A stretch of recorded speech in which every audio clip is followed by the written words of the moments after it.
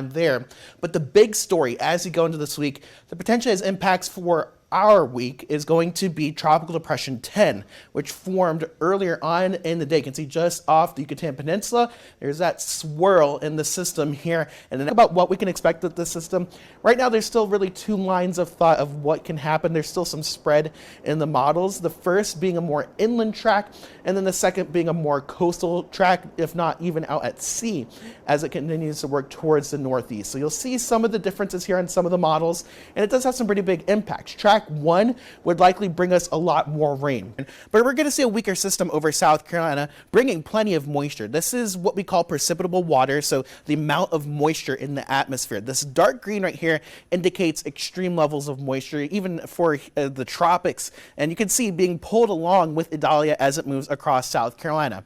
That's going to set the stage for already some pretty heavy rainfall rates, but we're also looking at the setup, what's going on. We have a front in the area that's going to stall across South Carolina as we go into tomorrow, and this acts as a barrier for this storm, essentially keeping the moisture on the right-hand side of the storm for the most part, but also curving it back out to sea. And you're going to see as you go towards midday Wednesday and into the evening, this is when we see enhanced rainfall across the area due to this frontal feature. We are thinking generally around 5 to 7 inches of rain wherever this axis forms, but this could be further north, it could be further south.